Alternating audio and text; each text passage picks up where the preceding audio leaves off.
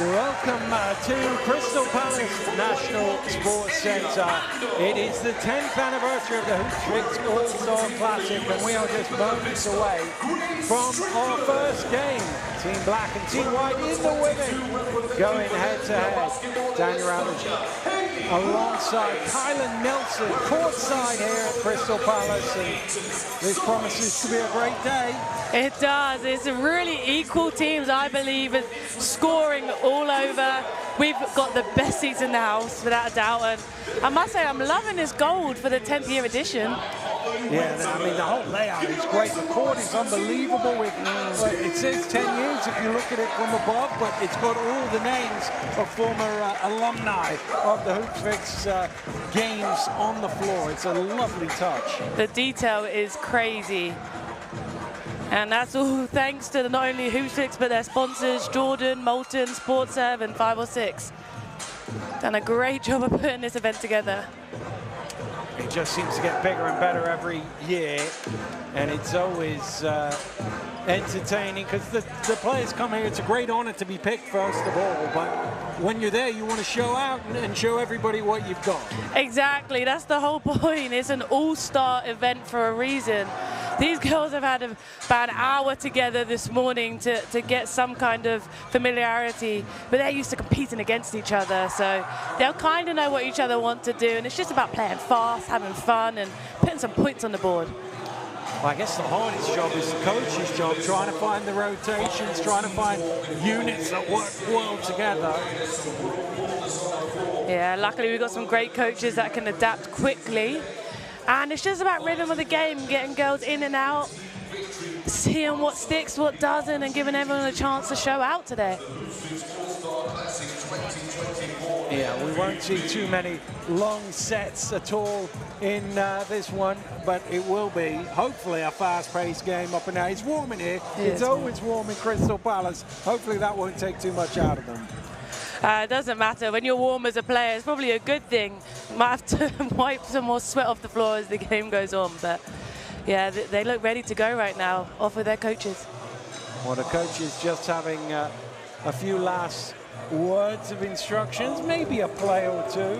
I guess you can't do too much in the short time, but you can work out defensively what you're going to do. But like you, I just think play hard defensively, one-on-one. Get the ball and run. Yeah, find your matchup. I think offensively, quick hitters, create an advantage off of one or two screening actions and just play. Once you've got that long closeout, go at them. And then just play from there. If there's help side, find those shooters. There's plenty of them on these rosters. Well, as you can see from the crowd, the great and the good of the British basketball community are here in Southeast London today. And we are set to get it underway. The two fives making their way out onto court. Fist bumps all round. I am a fan of the fist pump. Yeah, I am. Coach Matt Pinkin goes in the lineup of the three-point champion, Grace Strickland, number 12. Here we go, for another round. Two. There we go. I think we're all set to go here in Crystal Palace. This is an exciting one. As 10 years of the Hoopsfix All-Star Classic continues. And we got some ladies here that have, in their young careers, done a lot in this country, a lot of them going on to other countries to continue playing and for their education. So it's a great showcase before they all disperse on to their next journey. The other thing is, you said there's players who played against each other. Some of them played with each other, but they're on opposite teams today. That's going to be even more fun. They're one up each other. Well, perfect start for Black.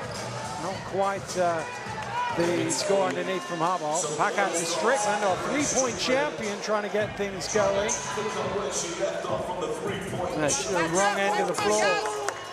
Steps in for the two. Still can't get it to go. Cox trying to get the rebound. It's a right battle in there. Well, Black had enough goals, couldn't score. They did. They'd like the fight on the offensive end, but they have to convert, just like we saw there. Well, that was Edwards in the fast break, and you could see Lee Davey and Michael Hanson Morris up on their feet, asking them to go, push the floor, and that's exactly what they did. That's how they want to play all game long.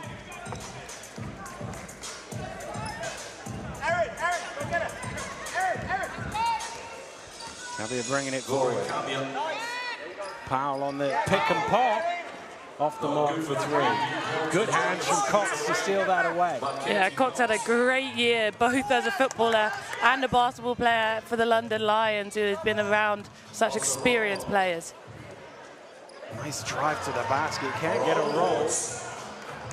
Still bobbling about. This is where White want to run. Cabia kicks it back out. Nice extra pass to the corner, but nothing doing from Edwards. Love the pace, I love the extra pass. White again, McIntosh picks the pocket of Katie Cox and lays it in for 2. Well, Katie Cox, you mentioned the football. She's claiming a kickball there. Got tackled. This is exactly how White wanted to start the game. Off the mark. Good. They've been crashing the boards, Black. They just don't have the second chance points to show for it, really. Hands up! Strickland, long 2. Off the mark again, offensive rebounding. Well, I think the White coaching staff might mention that in a timeout. We need to box out. Yeah, but Black have to be happy with the looks they're getting, and they're finally converted on that one with Ayla Habal. Foul call. It's going to be 2 free throws, I believe, for McIntosh. 2 shots to come. Foul is called on number 14, Katie Cox. First personal foul, first team, McIntosh. Foul called on Katie Cox, so Alex McIntosh at the free throw line.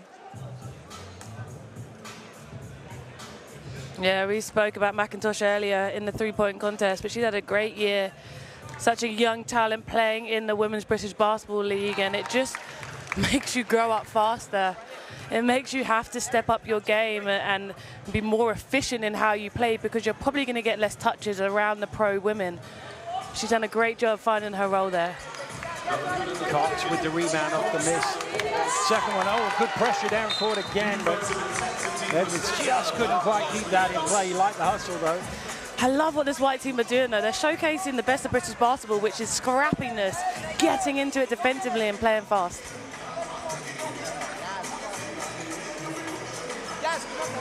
Strickland. Mid-range, tough shot. There's a defensive rebound. Good work from Jacobs to pull it in.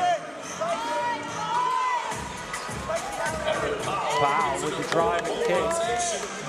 Cabia for 3 off the mark. That's going to stay with White.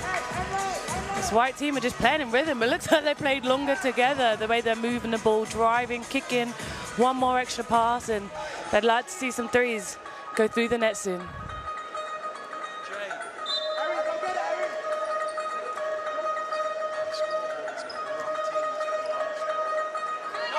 Nice pass, Powell inside with the lane. Lovely pass, lovely finish, and it's that big connection. You love passing post players, and it just shows the position in this basketball. Super hands from Yasmin Edwards again, running the floor. Right off to the perfect start here. 9-2 in front, 3 minutes in. Yeah, great steal again by Edwards. Not quite finding Diorama inside. There's going to be a timeout call by Team Black. They trail by 7 points early on, and really they've missed a lot of shots, but they've crashed the glass. They haven't turned any of those offensive rebounds into second chance points, and any time White has got the ball, they're looking to run. Exactly, and that's why it's so important for Team Black to finish those possessions. They're crashing the boards, they're getting second chance looks, and if they don't put it down, what happens is it's a detriment to their transition defensively, and White are just going downhill fast. And as a result, the shots are seemingly much easier because they're getting to the rim, or they drive and kick, whereas it's been a little more challenging for Black in that half court. Again, because you're new to everybody, you don't know where their best spots are, where to find people. Yeah, and Black haven't been able to push in transition because White keeps scoring on them. So White are able to set up their half-court defense, and Black have to come down and slow it down with 5 players ready to defend them. They have to start getting stops and rebounding on the defensive end so they can push themselves.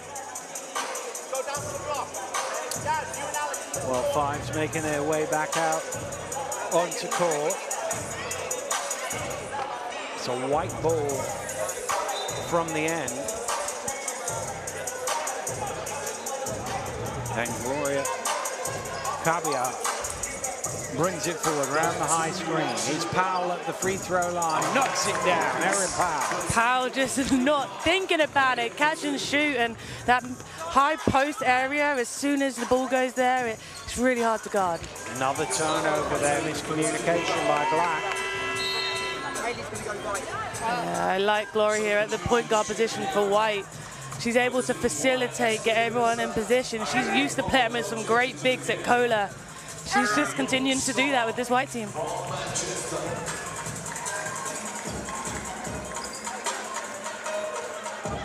Black picking up full court with Leviton. Carbia's pass is thrown back. Might be an easy run out this time for Black. Leviton doing well under pressure to score.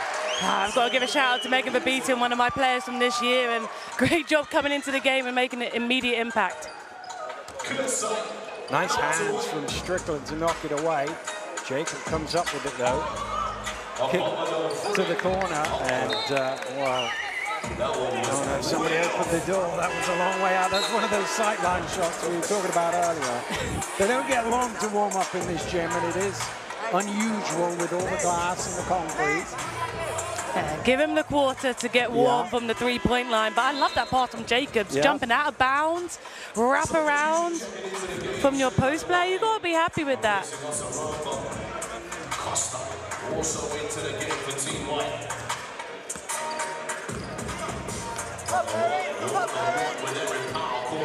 Wallet gets into the key, kicked out to the corner, and that is good for three. GB International Megan Leviton knocks down the three.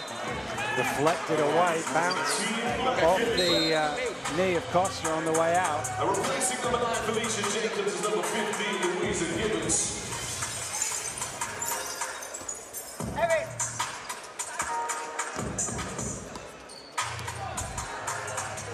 Going inside to right. Strickland's three is off the mark. Good work on the glass once again. Leviton certainly had an impact since she came in. And Forster knocks down the triple, back-to-back threes. Black right in it. Yeah, for Forster, it's really about when is she going to make her three. Nice extra pass. It was a good idea, but maybe a little low. Hey, Black will come back and start to find their rhythm here offensively, which is helping them set up better on the other end. Megan Leviton came in, had a huge impact for Team Black. 5 points in the blink of an eye for her. Yeah, and that assist to Liv Forster, who was able to knock it down also. Right on the floor, hustling for it. That will be a hell ball. Possession arrow will go to White.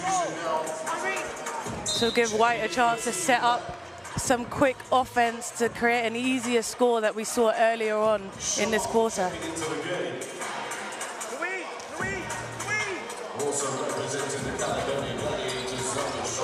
Costa brings it forward for White. Working with the screen with Gibbons.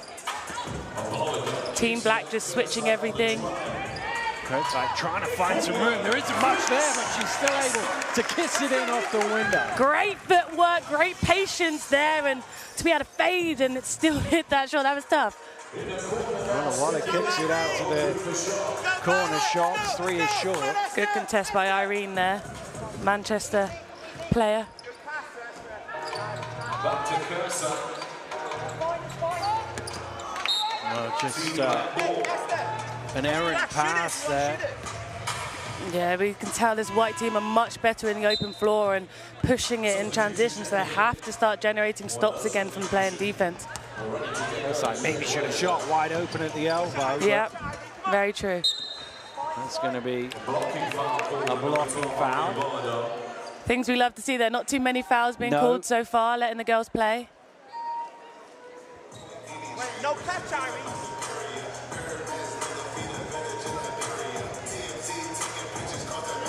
Sharp under pressure is able to get the ball. Now he's got the right side.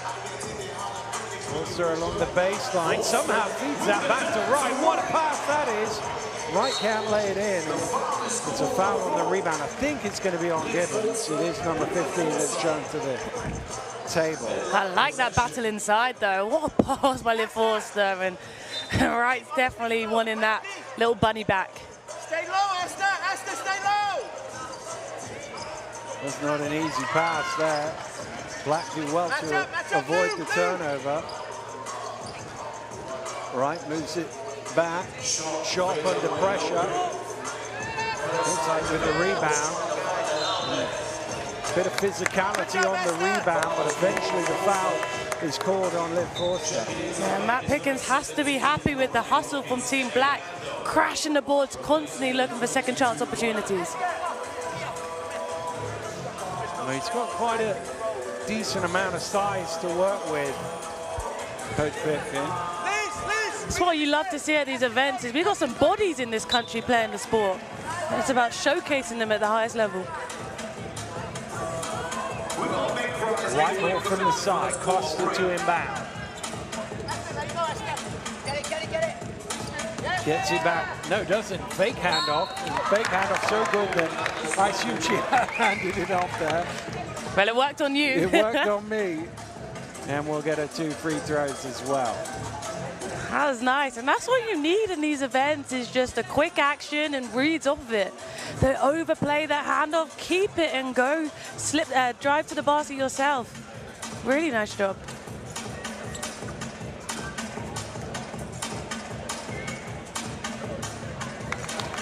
Well, scoring maybe slowed a little bit from White after that hot start. Yeah. So they could do with some freebies here going in. Rebuild that momentum they had early on in the game. Kerside makes them both.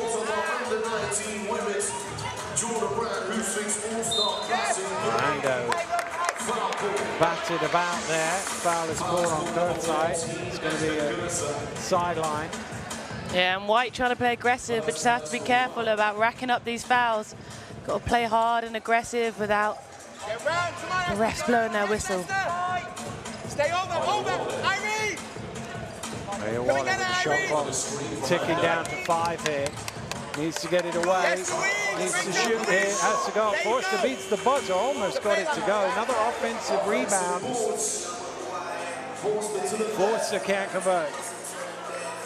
Beaton doesn't get it to go. Look at that. 3 black shirts surrounding the rebounder there, Gibbons. And that gives Black the ball again. Second chance.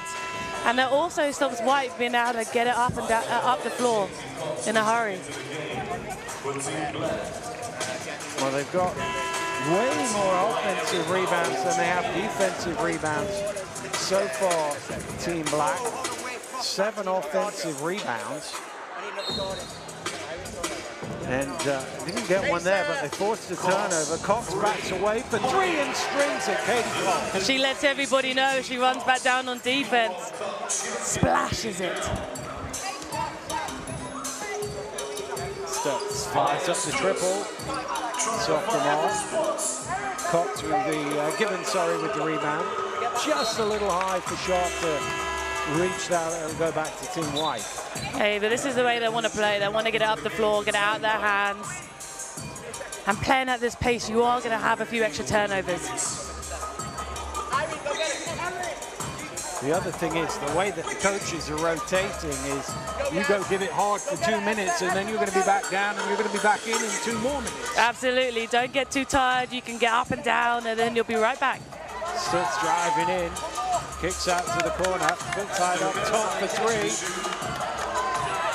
Goes after her own rebound, but Black are able to come away with it.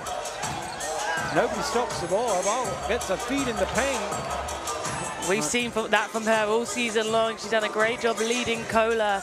Really crafty guard.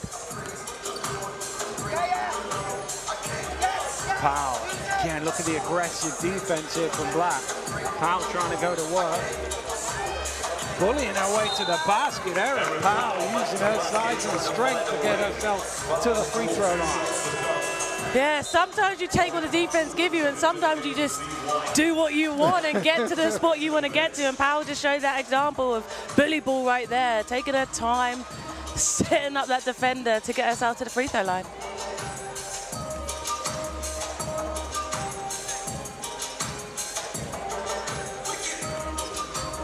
Well, she is not long before she heads out to university, having come through the Charnwood Riders program, heading off to Colorado shortly to begin her collegiate life. Great school and a great opportunity for her to keep growing, developing as a player. Knocked away from Powell, she's able to keep possession. Shot clock down to 6 here for Stutz, trying to create some space. Edwards is going to have to shoot, gets a good look in the end, almost banks it in. So I think the banks are open on a Sunday. Not far off it though. Sharp doing a great job on that rebound. Cox driving hard. And Katie Cox will go to the foul line. What I love about this is it's just such positionless basketball. You've got 1 through 5 bringing the ball down, breaking defenders down off the dribble and getting themselves to the free throw line. It's great one-on-one play. Well, that's one of the things. It's made such a difference to a team when you get to the pro level. If you've got a 4 or 5 who can rebound and go, that makes such a difference to the team in terms of what they can get in transition. Absolutely, and Katie Cox has shown it all. She's got herself to the free throw line. She's already hit a 3 today on that right side. Another offensive rebound. Endo can't convert though. Powell is, well, she thought she had it, but it's knocked away. Cox now for another 3, not this time. Powell gets one hand on it, and Edwards comes away.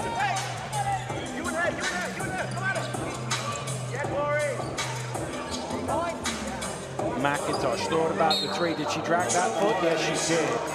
Left foot just couldn't quite keep the toe on the ground. Hey, I'm saying, Alex, shoot that thing. Yeah. You're in an all-star game. It doesn't matter. The stats don't matter. You're open. Don't hesitate. Yes, Alex, go get it. Shaw getting her body in front, going all the way to the rim. Go, Erin. That's going to be a hell ball. That's the second time that Black have got the ball back on just effort after the rebound. Yeah, and White just needs to recognize that and get the ball out of their hand on the rebound faster. They're holding it too long and allowing Black to swarm them under that basket. Yeah, Alex, go get it, Alex. Get round there, Floyd, get round there. Shaw trying to thread the needle. Didn't get it there. It was hard to see whether Endo had got the ball. There were so many bodies. Yeah, Zoe Sharp also leaving us to Tusculum University. Another one growing up in Scotland, being a part of the Great Britain team, and there was a lovely assist by her. Shot clock down to 6. Powell did well to keep that alive. Shot needs to go up here. Edwards is blocked. And that will be a shot clock violation. And in fact, will be the end of the quarter as well. That will do it. Team Black 16, Team White 15 at the end of the first quarter. White came out, they got that early 9-point lead, but Black, once they got their rhythm, look a lot more efficient in this game. They are, and basketball is a game of runs, and we're going to expect that today. I thought after that timeout, Black came out just on a different level, taking care of the ball offensively, getting better looks and converting more off of second chances, and that then let them set up better defensively and stop White from just going at their throats downhill. Well, they ended up with 10 offensive rebounds and 8 second chance points. So half of their points come from the second chance, but early on, I think the first 7, they only had 2 points in, so it's actually in the later stages of the quarter that they were able to take advantage. As we look back at the highlights from this first quarter, very much it was White in the open court versus Black in the half court. Yeah, in Team Black, 10 bench points. 10 bench points for Black right there. which really changed the game for them when they started making rotations. Everyone came in and started stepping up and scoring. Let's go, let's go, let's go. Well, that's the other thing. We've seen the coaches get everybody who's fit and available to play into the game and get a taste of it. And that's how often the thing you work out who's playing well as the game goes on, but give everybody sort of equal shot at it. Exactly, and I think for Team White, they're 0 for 7 right now from the three-point line. I think if they see a couple go through the net from beyond the arc, just get that rhythm again. Because I think they've found really good looks. They've moved the ball. They've been able to get one more wide open. So it's been great for them. They just need to knock it down. Well, wherever you're joining from, welcome to Crystal Palace National Sports Centre. It's the 10th anniversary of the Hoopsfix All-Star Classic here. And it is the best of British basketball going head-to-head. Black against white here, and it's a one-point game. We've had a great first quarter so far. We're looking for that first highlight reel of the day. Somebody's got to give it to us. Kersai, Powell, good position inside on the fadeaway. Kersai gets the offensive rebound, little reach in there, across the arms. That's going to be 2 free throws. Yeah, good job continuing to play. And Erin Powell, that was a great post up and seal in the middle there. And you can tell she's a mismatch problem. She's taking players down off the dribble, saw her in the post, unable to finish there, but she had a teammate to clean up and get to the free throw line again. Well, they have got to the line with some regularity. These are free throws number 7 and 8. You don't often see a lot of free throws in a game of this type, but when you're aggressive, and both teams are playing aggressive defense, by the way, it certainly encourages that there's some more aggressive defense, forcing a turnover, and Edwards gets the reward with the layup. And that's where they saw the most success, was because Edwards picked up that ball handler early, and that's another great job of getting another possession. Cox walks into a 3, and with the offensive rebound, Cox in there as well. Forster now on the three-point line, in and out. Albia. McIntosh for 3. Powell with the offensive rebound, poked away for a white ball. Yeah, and I think this 5 white that are on the floor right now, they really started the game well for them, and that's where they've come out again. And you can see kind of the momentum's already shifted back to white. The pace has changed just from that one steal and easy lay-in.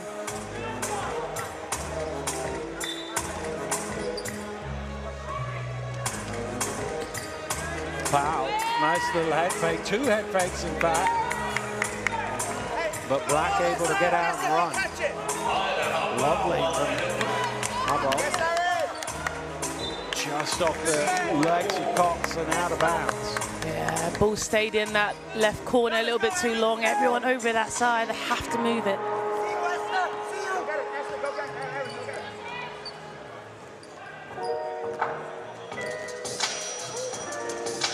McIntosh with the hook pass to Edwards for 3. Still they struggle from behind the arc.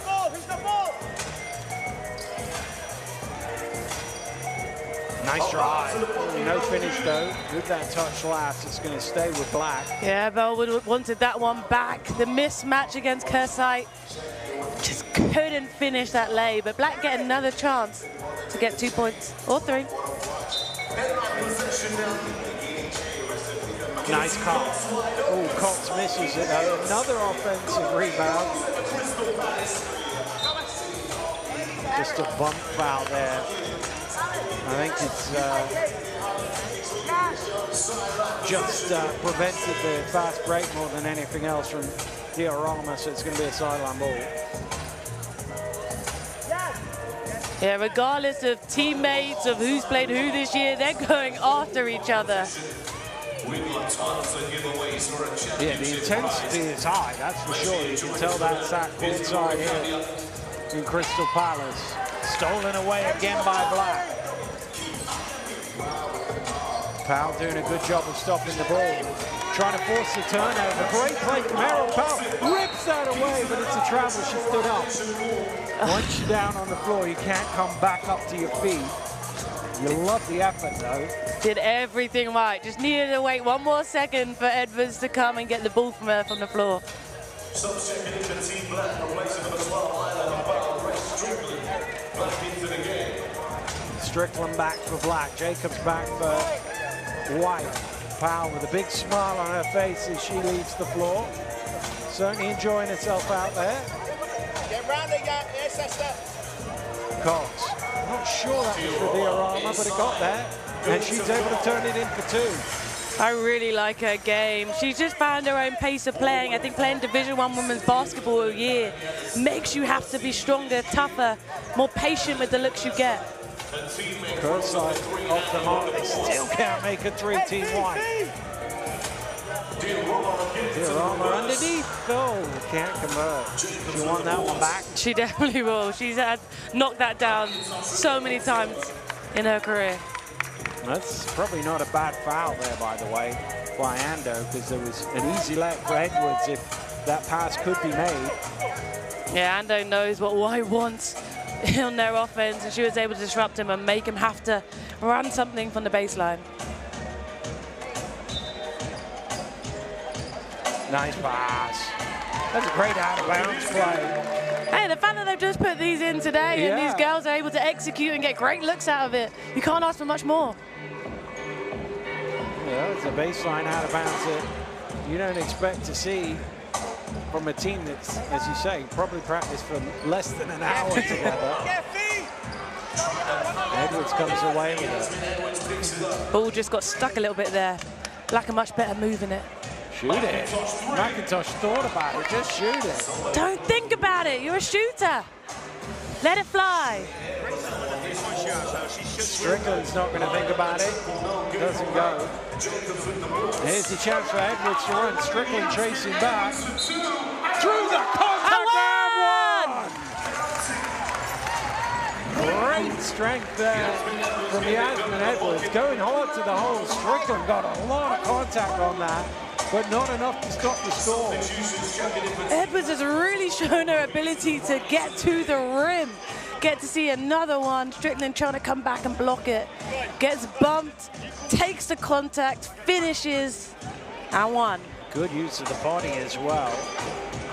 Yeah, what a year she's had. D1 Women's National Cup winner, most improved WABL player of the year. Had 34 points and 15 steals during a Final Four win against Oakland in the WABL. Her averages are insane. Great year for Edwards. White with a 4-point lead here. 3.5 minutes into this second quarter. Strickland looking to go to work. Gets a shot away herself. Another offensive rebound. That'll be an and one as well. Top finish underneath. That's a ball crashing the glass and turning it into points. It's heating up now with these and one buckets. Doesn't matter what the contact is, these ladies are ready to finish.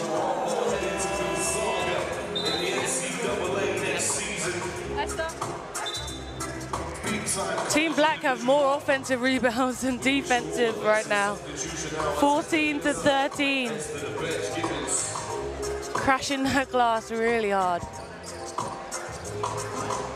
There they are again, crashing the glass, but this time Edwards is able to come away with it.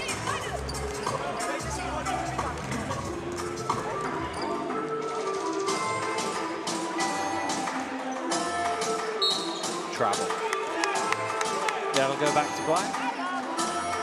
Hey, some of that's going to be expected. Teammates not really knowing what each other want to do, not being able to create that space for Irene there to go one-on-one. Come on, Louise, go round it, Louise. Drop, Louise, drop. Strickland offered the high screen.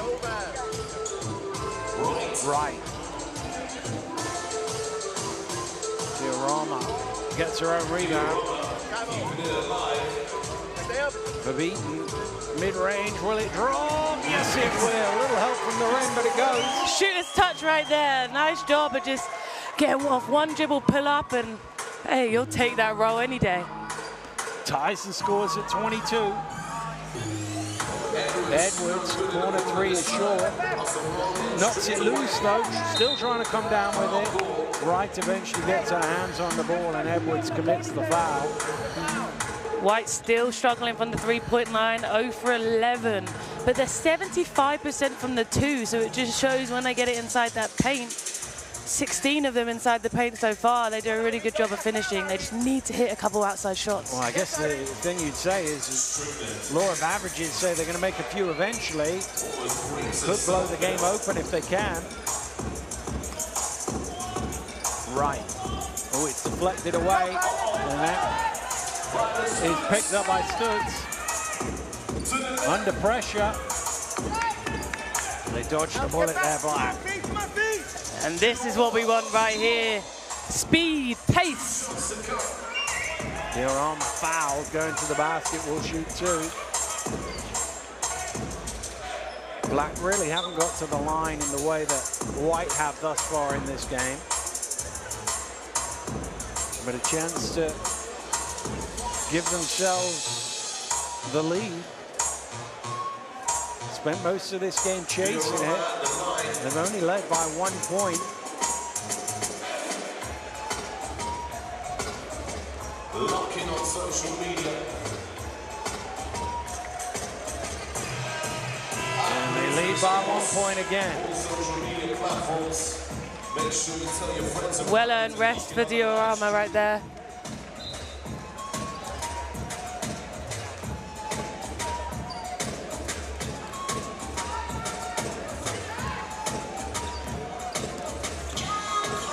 Stutz down the lane, denied.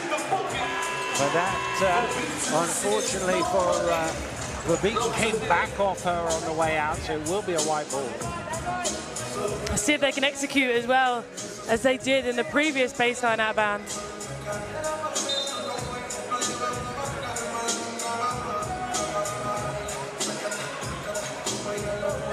Costa is absolutely wide open. Had too much time. They've had some good looks at it. Costa has to beat the buzzer and does for 2. And that's their bread and butter right there around the rim. A nice little float with her right on the baseline. Beaton for 3, rattles it in. We talk about White's troubles at the three-point line. That's the 4th made 3 of the game so far for Black. Megan Verbeeten doing a great job of being efficient and productive coming into the game. Jacobs going right down the lane for 2. Hoop and home, she'll go to the line. Big body going downhill, absorbing that contact and finishing at a high rate. Sort of ghosted between the 2 defenders. And a chance to turn 2 into 3 here. Gibbons might get an offensive rebound. And that will be referees look at each other. It's going to be a white ball. Team White getting to the free throw line, but they're not a great percentage, less than 50%. They need to be able to generate easy points from there. It's just a little low there. Gibbons cutting down the lane, but the bounce pass gave Sharp a chance at it. And the held ball will give the ball back to Team Black.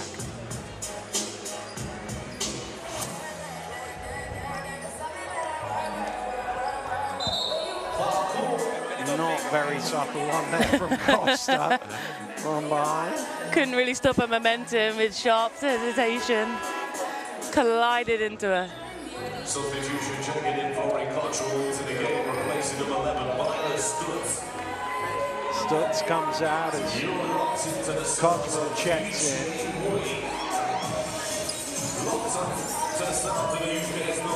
Well, they're actually over the limit. We were talking about not many fouls in the first quarter, but that is the 5th of this second quarter, so free throws for Black.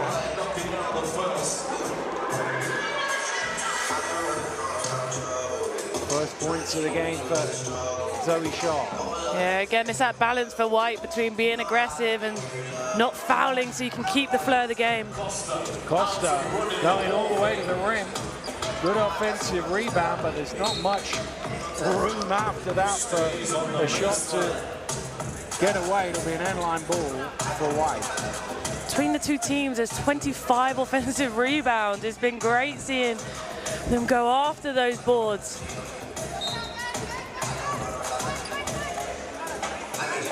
Yep, mismatch. One turned over. Sharp trying to get out in the open court, but her teammate was in the way.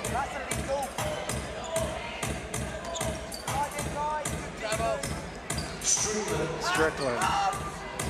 Around the screen, nice pass. Out of bounds for a white ball.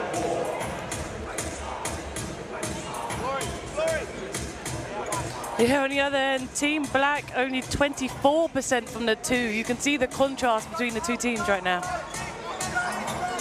Well, all those offensive rebounds are the reason they're in the lead. Is Jacob spinning into trouble, denied at the rim by Wright.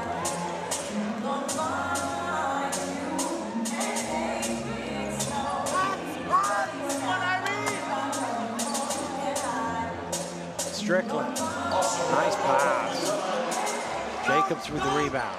That's 2 potential assists for Grace Strickland there, coming off her left hand. Costa again going straight to the rim and spinning it in off the glass. Nice little scoop with her left hand there, showing how well she gets to that rim.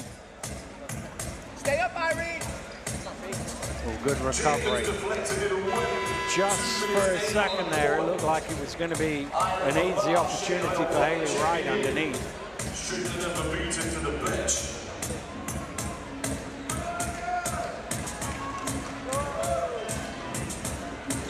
Hey, you can switch it, you can switch.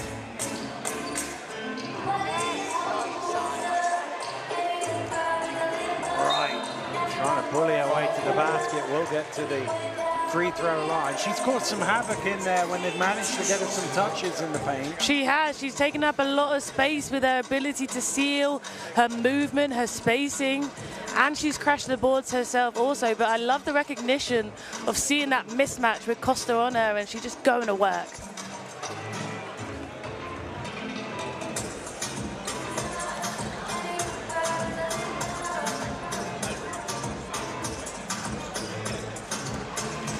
You can tell Wright is a smart player, center from Valencia Basketball Club, obviously Spanish, very well known for their basketball. Stolen away again by Black. Wale comes up with it. Wright's going to fire up the three. Well, she was killing them in the post. Why not at the three-point line too? Absolutely, why not? She's used to scoring, finished 3rd in MVP voting for Group B in the European Championships at under-16s. She can ball. Oh, stop and ball. Well, he checked maybe. Yeah, she started moving back really fast there. Kind of knew it wasn't on the money. Well, minute 22 to go in the first half here. Coach Lee Davey going to call for time. His team trail by 3 in this one, 31-28, having led by as many as 9 early on in this contest. But trying to find a little bit of momentum going into the half.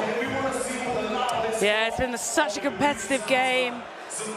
Game of ups and downs for both teams, and it's been interesting. Team Black able to light it up a little bit more from the three-point line, whereas Team White still struggling, but they're getting points in the paint. They're really getting points in the paint. Well, that really is the difference. They're both taking 12 three-point shots. Team Black have made 4, Team White have made none. And inside, that is where the difference is flipped completely the other end of the floor. Exactly. And Team White were really up there in their free throw attempts for a lot of that game, but Team Black, after Team White was too aggressive and put themselves in the bonus, Team White were able to get a few easier ones from the free throw line. Well, we will see if it continues to play out like that here at a packed out Crystal Palace National Sports Centre, historic venue in British basketball terms. Some of the all-time great teams have played here. Crystal Palace in the 70s, of course, London Towers, when they were in your league, played here. The Lions have played here. The Royals, some great names have graced this court. It's also been the home of the All-Star Classic for the last few seasons. And it's always a great atmosphere for sure. It is, and every year it just continues to get better in what they do. And I don't think Crystal Palace will look much better than it will today. Well, yeah, as you said, the attention to detail, the flooring is just fabulous, and you can see the crowd packed in, really enjoying themselves for a full day of basketball action.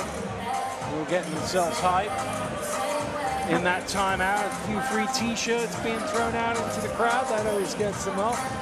And that's the thing, right? Obviously, this event is all about showcasing British talent and the future of what the sport looks like here. But bigger than that is bringing the community together, helping it grow, being a part of something bigger, and Hoopsfix do it at such a high level.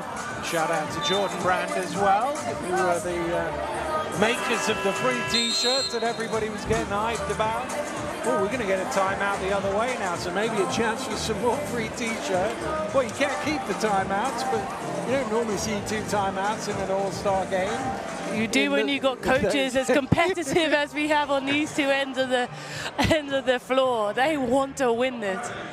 The last game was a little bit fixed because I gave my T-shirts out. Just presumably a few adjustments. The other interesting thing is we've seen in this first half highly competitive, both teams playing defense, a lot of rotations. Maybe as the game goes on, we might see the rotations narrow a little bit as coaches find the units that work. Exactly, coaches are still kind of learning on the go what these players are like and how they fit into each roster or 5 on the floor. So it'll be interesting to see, but I actually think Team Black will continue to rotate because they found more success from it. They've had 19 bench points so far in this game, so I assume they're going to continue going back to their bench players if they're producing the way they are right now. Hey, let's get down to 3, 1, 2, 3, let's go! Well, White made their way onto court. Black are coming. Let's go.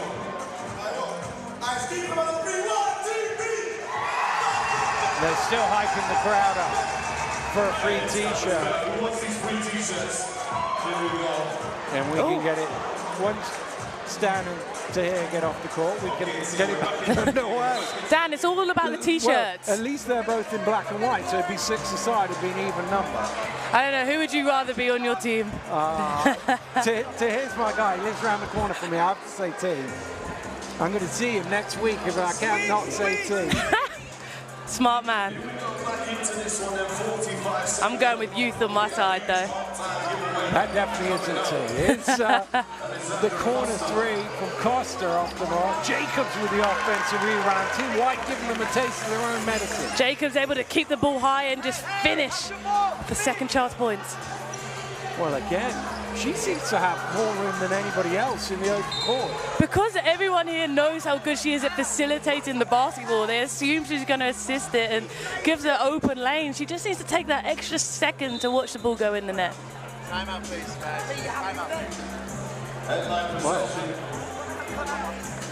Time out. Coach Davey was right in front of us asking for a timeout. It was a delay giving it to him. And he's like, have I got one? And we're like, yeah. But they've given him, there's 23.5 seconds to go in the first half. So a timeout, we're going to see a drawn-up play here to try and tick this down and give themselves a lead going into the half. And they've led for most of this first half, but definitely Black in the ascendancy as the half wore off. Yeah, every possession counts right now, hence another timeout. But you're right. I think the turning point for White was when they got in that foul bonus and Team Black. So it wasn't as great to be aggressive just in case you're putting them back on the line. And then they weren't able to generate stops and get those quick offenses and transitions down this end of the floor. So it'll be interesting to see how and what they draw up and for who. So they got 8 points off turnovers, White, but most of them came right early in the game. And as you say, they haven't been able to quite push that transition as effectively as they were doing in the early stages.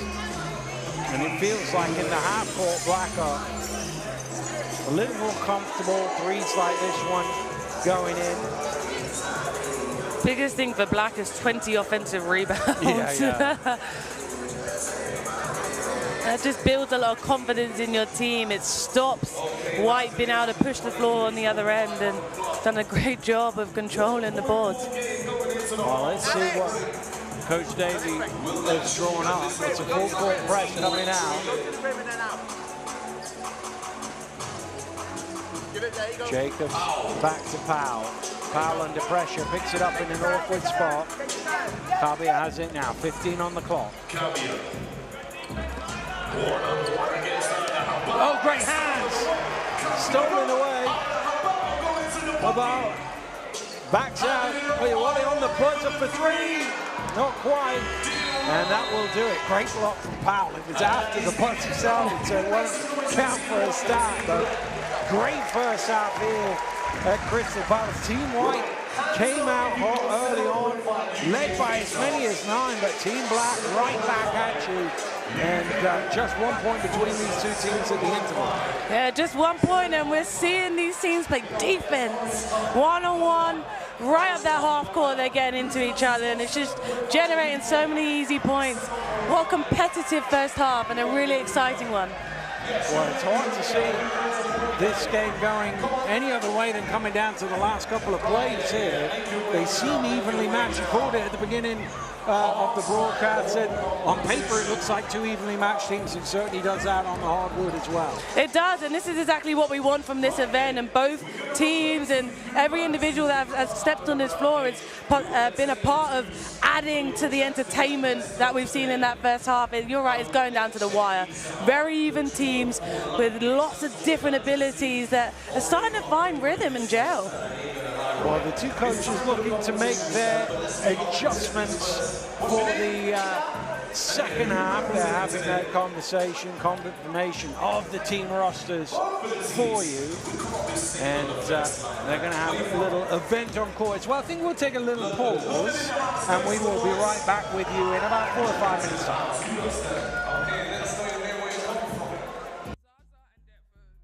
We got Zaza from Deptford, everybody. Make some noise for Zaza. Right then, this is the challenge, okay? It ain't easy to get your hands on some Tatum 2s. So this is how it's gonna work, okay? They're gonna go one by one. They're gonna make the layup, the free throw, the three-point shot, and then the half-court shot in 30 seconds. In 30 seconds. That's the time that they've got to do it, and their chance to win. Right, Stan, who's going first? Who's going first? Same time, no? No. One at a time. 30 seconds on the clock. We're just switching the balls over. Make sure they got the right You're going to go first, yes? You're going to go first in the challenge. 30 seconds. Layup, free throw, three-point, half-court shot, and then these to add to your Jordan collection. The right size. In 30 seconds.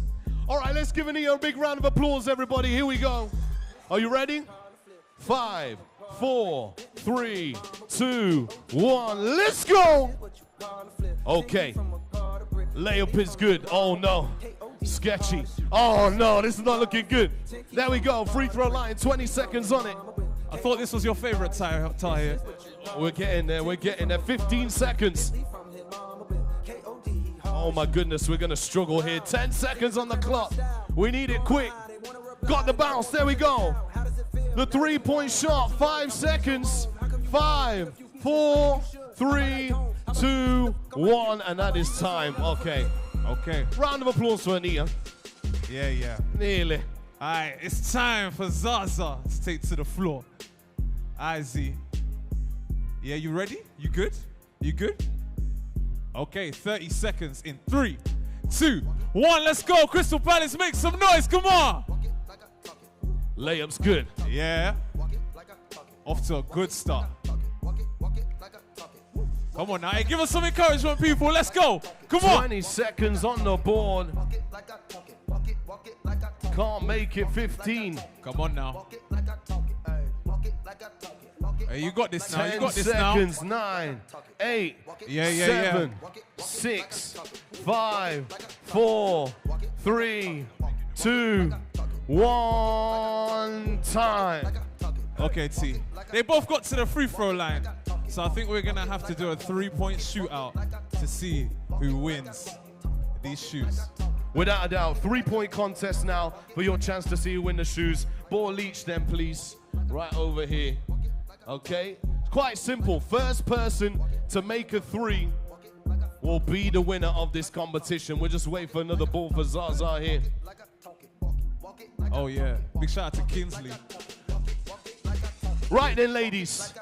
Anywhere behind the 3-point line, the first person to make it will be the winner and take home the Tatum 2s. Are you ready?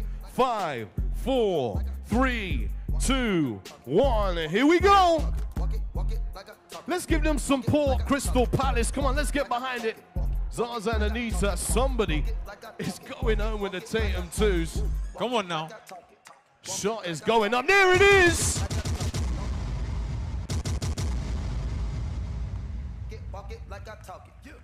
Zaza, I'm really sorry, love, but you lost. There's only one piece of advice I can give you. Is wear Jordan brand shoes next time, Zaza, and you might have won the game. Everybody give a big round of applause for Zaza. If you're wearing New Balances, it's an L. But if you're wearing Jordan 4s like Anita, you might win yourself some Tatum 2s. Give it up for your champion. Let's hear it for Anita.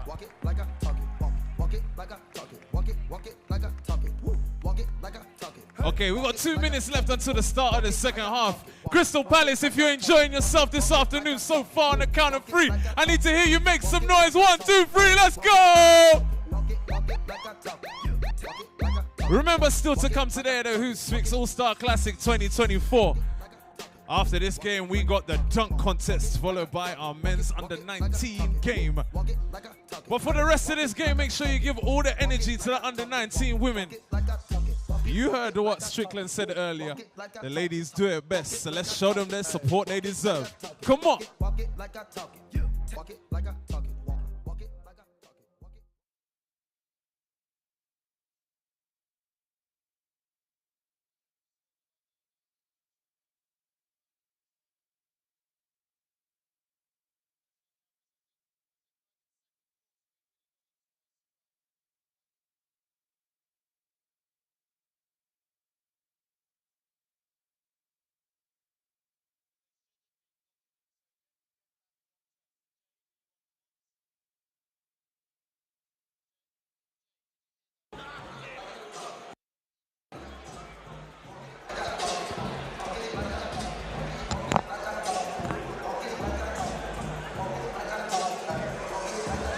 Well, almost set to go in the under-19 women's game here at the Hoopsfix All-Star Classic, 10th edition of this great event. And it is a tight one here. Team White trailing Team Black, 30 points to 31. Dan Rowledge and Kylan Nelson with you. And we'll have another 20 minutes like that, I think. I hope so. Everything you want from a game like this. We've seen pace, we've seen energy, we've also seen a lot of hustle and getting after each other, and that's what makes it a great game. And I think what helps Dan is 7 of these players are returning, have been a part of the Hoopsfix All-Star Classic before. So some of those nerves that you may have kind of subdued because you've been here, done that, know what it feels like, and now you can just go out and ball out. Well, that is the thing, as you say, it's a great honor and privilege for these players to be picked, but also that's a little daunting at times, but once the ball goes up, they usually settle into it, but as you say, those who are returning from previous years definitely have an advantage in that regard. The 2 5s are out, and we're almost set to get things underway for this second half. It's going to be an exciting one. And there's just a little issue at the table as we run in a few highlights from that first half. Not quite sure what the issue is, but the three officials are all at the table. Just gives us a chance to see the best bits once again.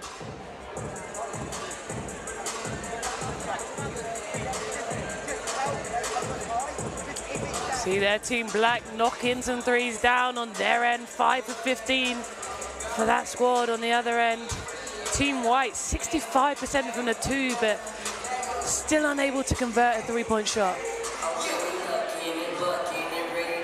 Well, let's see if it's a little easier for White to shoot at the other end of the floor.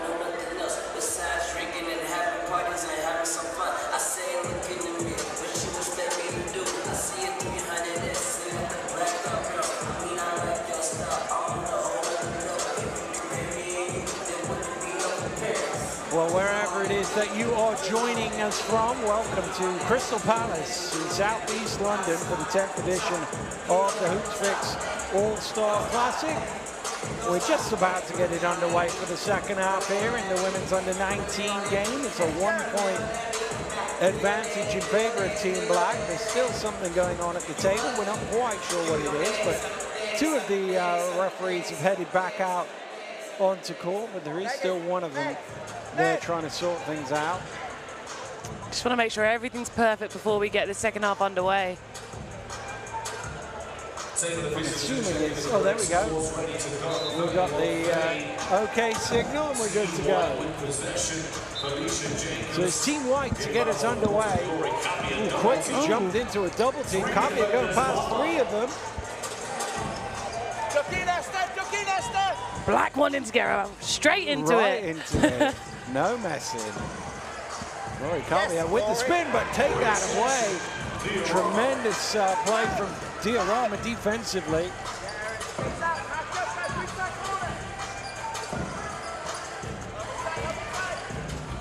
Well, that pass just a little bit out of reach for being able to chase it down, but the shot clock running low. 5 on the clock. Trying to get some room. It has to go up, blocked by Kursai. Seen 2 blocks already to start the second half. Edwards for 3 in transition. Jacobs with the rebound. Underneath, scoops it up, doesn't go. How did that get there? I know, it didn't look like it was going to, but Black still have the ball. Nice footwork, got back to Harbaugh. And forced home by Diorama. Diorama doing what she does best right there. Second chance opportunities for her team, and what a year for her. Under 17 Player of the Year, England national team selection 4 times. Looks like going chasing after her own miss and turning it into 2. That's why you just don't stop playing. Great job by Kursai, recognizing her miss and just going right back to resolve it. Well, just a little pause as Edwards' shoe came off. Yeah, these girls got some nice brand new Jordans today, the Jordan Tatum 2s, I believe. Just need to time up a little tighter there.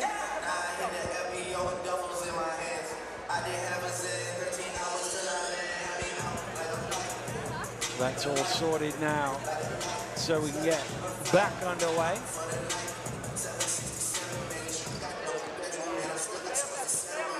We want to bring it forward. Again, Diorama taking it to the rim. 7 now for her. Finding her rhythm now. She was kind of just feeling her way through the first half, and now she's come out ready to play. A little reach-in foul called against Liv Forster. Headline! Headline! Yes! Headline!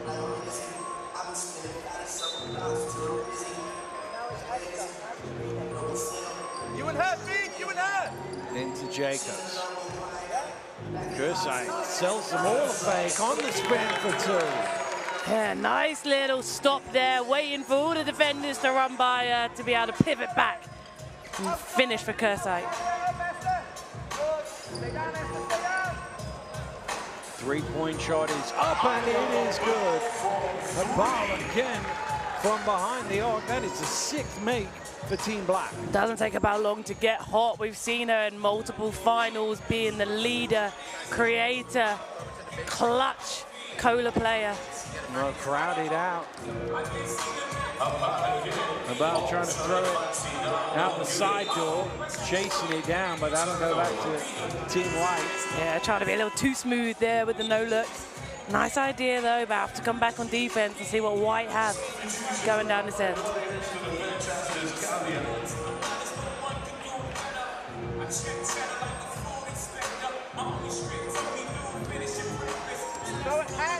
McIntosh fresh into the game, bringing it forward for Team White. Out to Powell, gives him a little shimmy shake. This is the 3. Yeah, that little pump fake just messed up her rhythm there.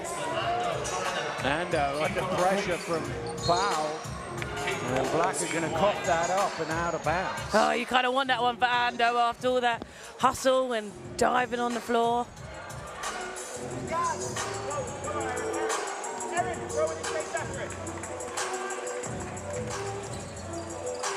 Powell gets it back on the handoff. Still they're searching for their first 3 of the game. Powell taking it to the rim this time. Jacobs fight for it. Edwards comes up with it. Something about that end and offensive rebounding. And gets blocked, gets it back, and will shoot 2. That's unlucky for Kursite there. That blocked the ball back into Ando's hand, who was able to then create the contact to get herself to the line.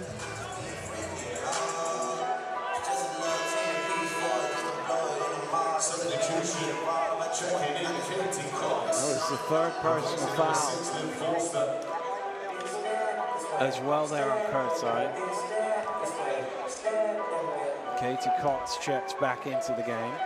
Yeah, tied for leading rebounder right now for Team Black, so she'll come in and have an immediate impact.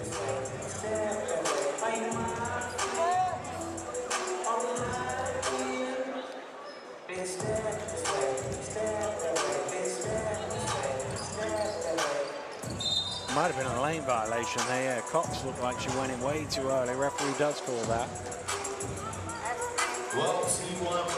Just a little too eager there, talking about getting rebounds. Well, Black leading this one by 4. 4 minutes in to the 2nd half. Erin Powell putting it on the floor. Spinning. McIntosh, time, space, but still no 3 for Team White. Another great look for White and McIntosh, but unable to convert. Powell forcing the turnover, takes the mid-range. Edwards just didn't quite time that. Cox out in front. Cox under pressure, can't convert. Kursite comes out with it, throws it to full court, deflected towards Jacobs. Doesn't go though. Lid on the basket at the minute. Yeah, pace is up there. Oh, what footwork from Cox. Just that last second. Everyone's going so fast, so quickly going forward. They're not able to go up and finish. Everything's a little too hard coming off that rim in the backboard. Coach Davey with a timeout for Team White. We're midway through the 3rd quarter here at Crystal Palace. 38-34 the score, so only 11 points so far in this quarter. Only 4 of them for Team White, which is presumably why he's called the timeout. They just can't get points on the board. They've had some good looks for 3, not gone in. They've taken it to the rim. They've not had those drop either. Exactly. Just taking that second, don't just shoot the ball to shoot it. Shoot it with confidence, knowing you're knocking it down. They've had their moments. They had a great steal again and unable to get points off of turnovers. So it's just that conversion for Team White right now, because they're doing the right things. They're playing the right way. 28 points in the paint. They have to keep finding ways to get the ball inside. Well, 28 points in the paint, and pretty much all the rest of them will come from the free throw line. They made 1 mid-range shot, 1 shot outside of the key all game, no 3s. Yeah, and they're now on 15 turnovers to 13 for Black, and that's 15 possessions you can't get back, 15 potential baskets you're not able to even give yourself a chance to get because you're throwing that ball away. Crystal Palace, if you're having a good time this afternoon, let me hear you make some noise. 5 minutes and 15 seconds left in the third quarter. Using the full minute there before heading back out onto court.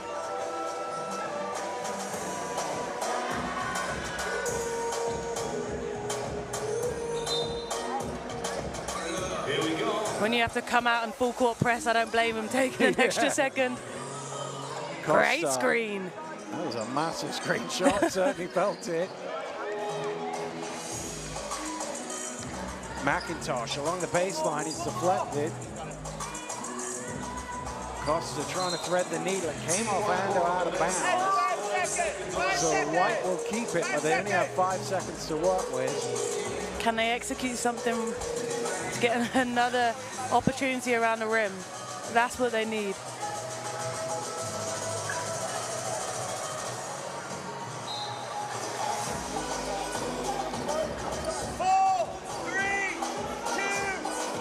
Well, the shot clock was a little late starting there.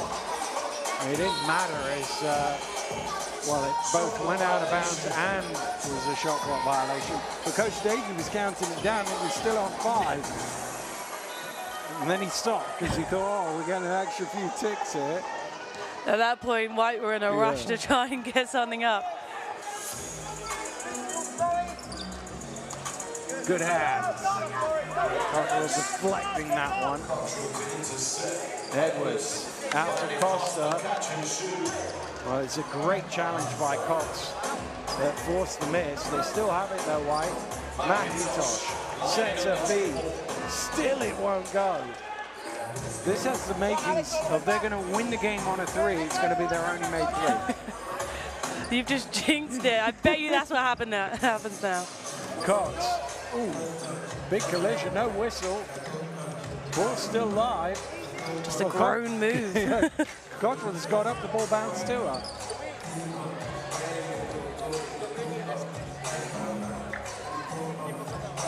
Kersai. There it is! Team White first, made 3 in the game. She held that arm up a little longer to make sure that was going in for her team. Great job of taking her time and setting for the 3. Well, does that open the floodgates? What a cut to the basket from Cox and Strickland finding her. Strickland done a good job all day going down here and finding cutters. There you go. Let it fly. Let's go. Back-to-back 3s. No. I think the crowd would have gone crazy if that one went in. Well, 1 for 21, 1 for 22 now. They've had their struggles, but let's get 3 the old-fashioned way. We don't need a 3-point line. 2 and 1 will do. Hey, that's what's been working all game for White, so why change it now? And a great job by Costa, getting to the middle of the paint and floating it up, using that backboard, getting to the free throw line.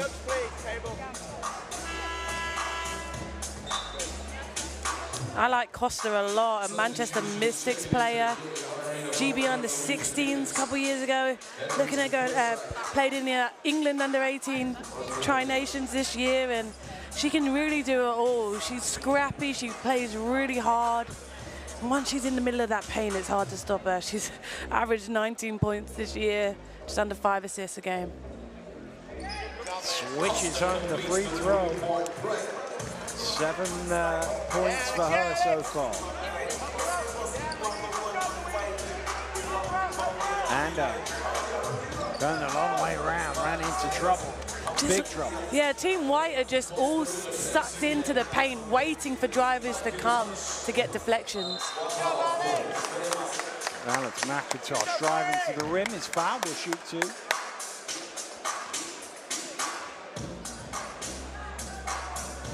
White looking to regain the lead. That is the 4th personal foul on Ando. Just shows how hard these girls are playing.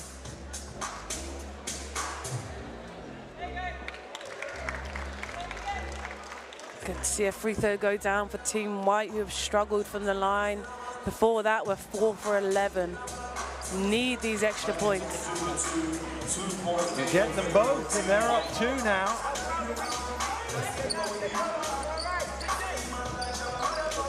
Shaw steps underneath. Trying to keep it alive, and does for Team Black. Cox going the opposite way to the screen for the rim, hits the deck hard, but bounces up just as quick, and she'll shoot 2. Nice reject by Cox there, able to have a little jab step towards the ball screen of right. Fakes it and goes to the left. Get the bump and up and under. Second time for Cox to get to the line.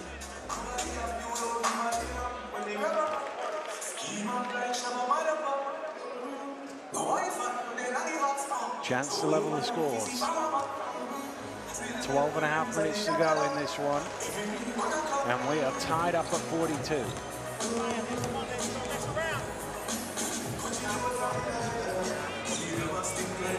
Costa, look at the pressure from Shaw.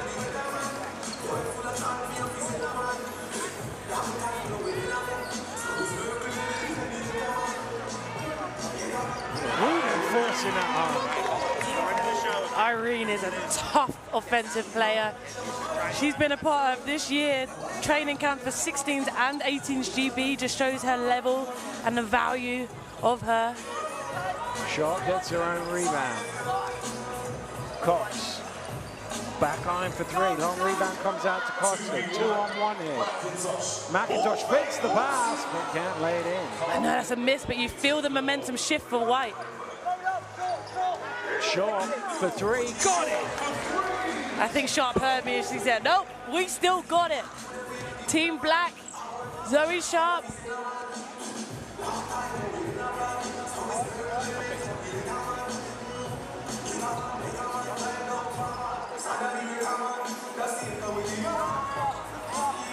McIntosh on the cut.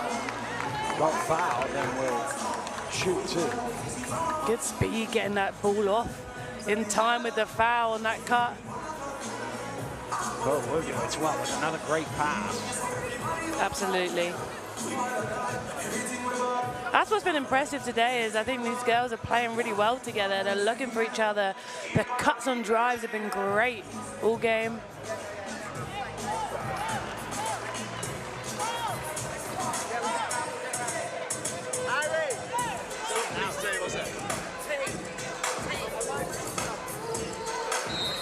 McIntosh puts White back on top.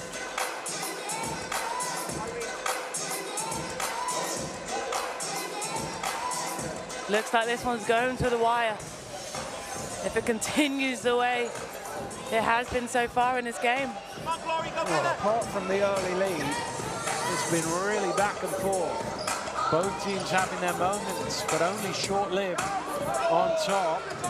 Looked like possible travel, but Stutz is going to dive on that loose ball.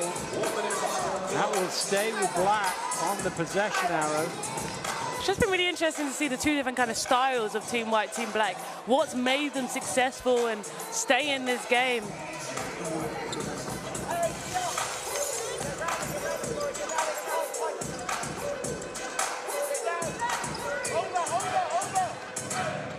Gets to the foul line with the pull-up. Cottrell just about pulls in that rebound. Oh, beautiful, Alex McIntosh. That was nice. Little hesitation there to get around her bow. Super hezzy. And that's just the read she made. I love it. Their armor trying to get around Cottrell, not easy to do. Good defensive play. Verbeeten with space for 3, banks it in. Megan Verbeeten, just everything that she puts up is going in, and no hesitation. And it's black ball again. Zoe Sharp getting up on Gloria right there, causing that turnover for Team White. And can Team Black get another bucket here? Well, Verbeeten, by the way, 13 points, 5 of 6 from the floor, 3 of 3 from behind the arc. I'm not surprised. I see her play almost every day, and this is what she works for.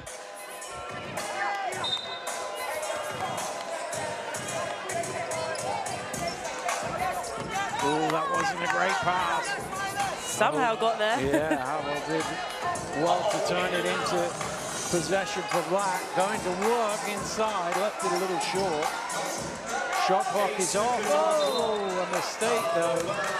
And lost out of bounds. Just pressure of the clock really, I think, on Stutz. 7.1 seconds on the clock. 7 seconds for Team Black to try and get a lead going into the fourth quarter.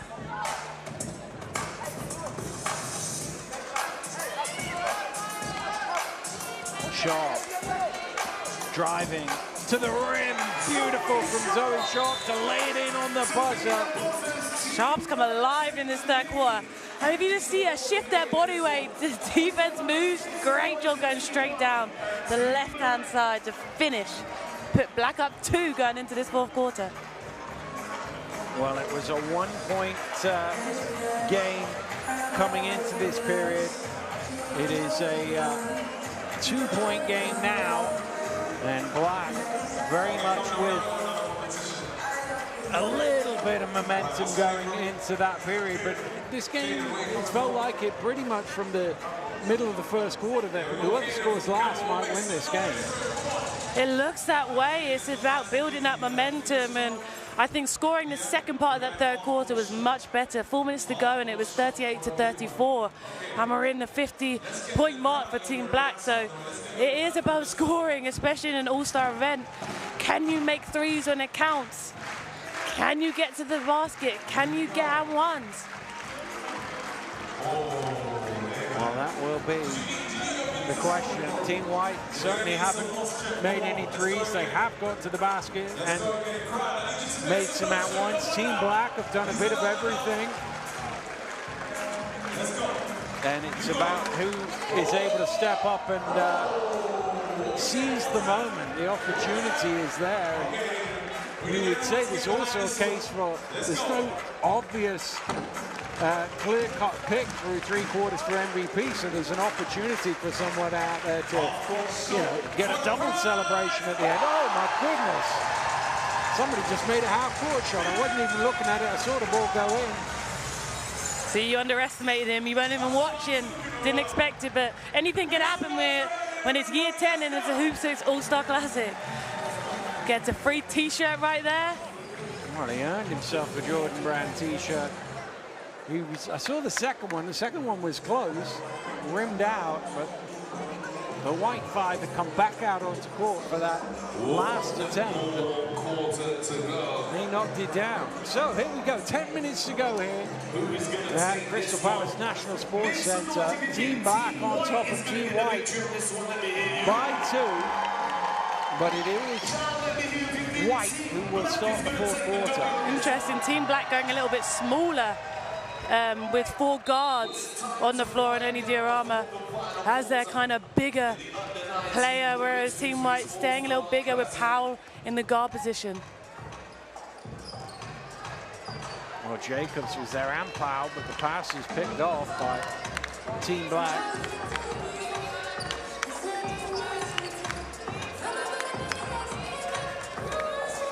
To beat cross-court pass.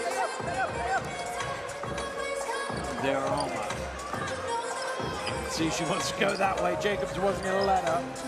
Little step under is off the mark from Verbeek. Jacobs was like a brick wall there. Yeah.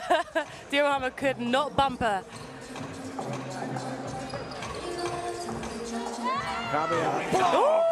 But the follow from Jacobs, she can't score. Diorama with the rebound. I thought Fabian had a wide open layup there. Diorama came out of nowhere to reject it. Habal. Step back on the behind the back dribble.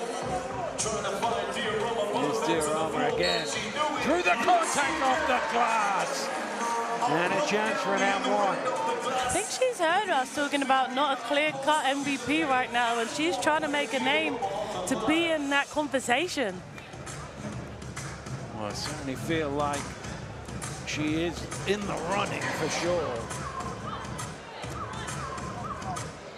Done a great job on the boards today. I just love the patience, and again, I spoke about it earlier. It comes from playing high-level women's basketball at a young age. You have to learn as you play. You get more confidence. You learn that you can play at your own pace and be successful. Jacobs this time with a good position to lay it in. Okay, I like this little battle going on inside between Jacobs and Diorama right here.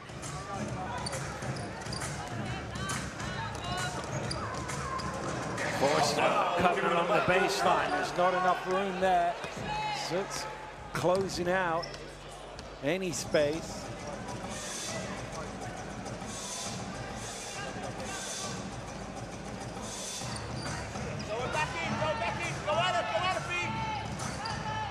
Jacobs kicks it out. Powell comes down with it and lays it in off the glass. Aaron Powell, 2 more for Team White to level the scores. Been so consistent for this White team and what she does. Diorama on the offensive glass.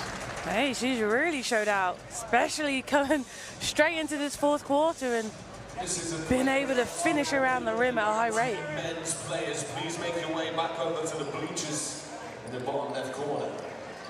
Powell. Double team squeezes the ball out of her hands, but straight to Sturts. Powell with the offensive rebound. Woo! Sends it to the ground. Offensive foul ball. She called the flop there. That's a hard one, and Powell's really strong, knows how to use her body. Great timing on that charge call, and hey, sometimes they go one way, sometimes they go another. We get to see the replay there. Bit of an extend on the arm, you have to call that, even at an all-star game. Definitely an offensive foul in my book, but you love the fact she came out and just wish she's too small. Exactly. Tell her, Powell. And Powell's been here twice before, so she looks really comfortable out here. Beating another 3, a 4th of the game. No hesitation, just catch and shoot. She's finding space, and her teammates are doing a great job of looking for her. Well, there she is on the defensive end, knocking the ball loose. Black with a chance to run. Starts with the rebound. Pace of the game picking up. Both of these teams want to take the victory. Jacobs, Kerside. Spinning. Great. Oh, it's the foul in the end. I was about to say great recovery from Diorama from a block when the foul was called, so it will be 2 foul shots. We've seen her from Diorama a couple of times. She seems to not be in the vicinity of the shot, and all of a sudden gets a hand on that ball. Kerside has done a great job getting to the line today. Yeah. And I think 7 is to beat from 2021, I believe, of her free throws made in an all-star game for the Under-19 women. So we'll see if she can get up there.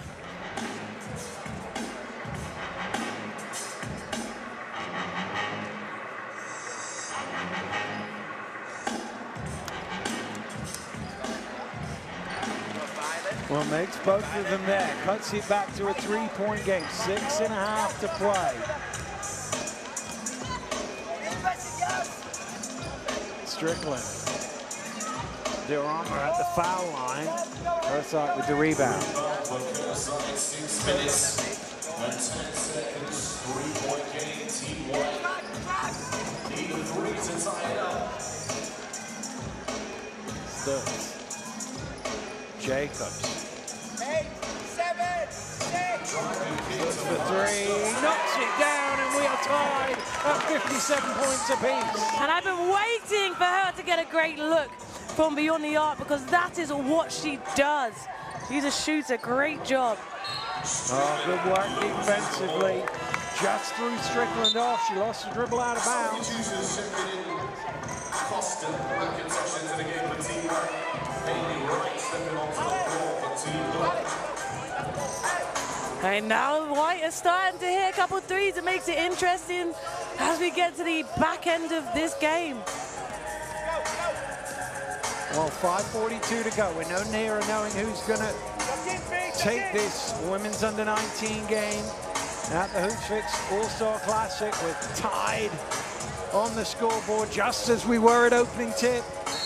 Costa with a clumsy one there commits the foul. I think it has a bit of a frustration foul there after that able to convert on the baseline floater. Not a bad foul though, making Black have to take it out and set something up. Well, it's forced to it should have been a turnover. Wright is able to recover. Surely fouled there. Great job by Wright. Oh, she looked like she got hammered there. She did. Right. And she still was able to keep the ball in her hands. And she didn't argue it. She just kept on playing. Those are the kind of players you love to have on your team. Yeah. I'd have been arguing it, me. Hey, Hayley Wright's about to go off to Long Beach State University in California. Originally from Melbourne, Australia. She's been around the world, about to go to another country to play basketball, and it just adds to the experience of her career.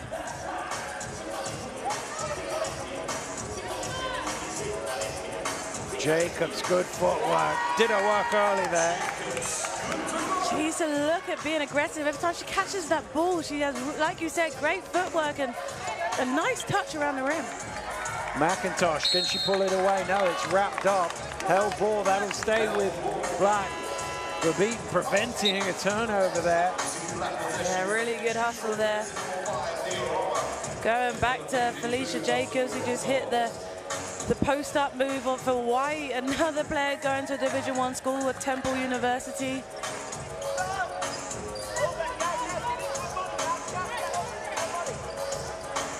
Strickland steps away. It's a long two. It's good. And we've seen she's been wanting to do that all game and hasn't been able to hit. And what a time to do it when your team needed the bucket. Level again the score. It's McIntosh driving through. And Wright's going to get called for the foul. And Alex McIntosh will go to the free throw line. Trying to break it up. 59 apiece.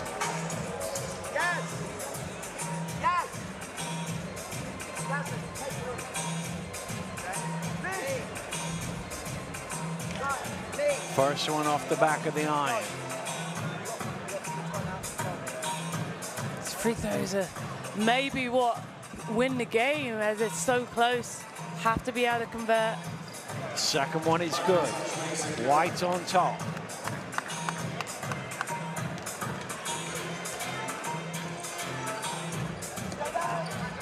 Forster for three. Back iron. Traveling violation called. It's the opposite side of the floor for us, so it's odd to see if Grace Strickland did shuffle the feet. Shame, because it's great hustle trying to get another second chance opportunity for her team, but have to get a stop for Team Black in order to get a chance to go up again.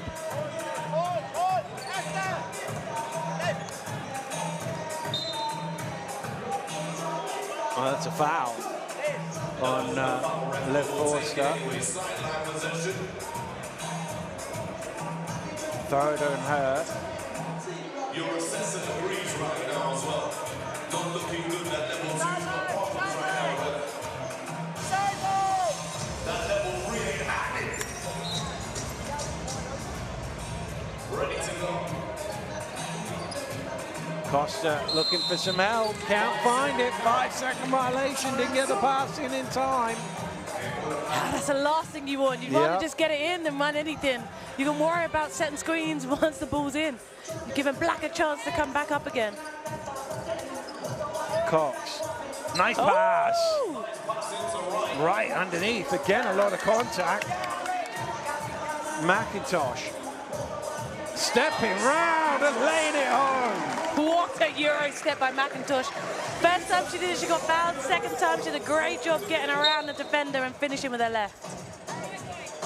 Edwards with the foul.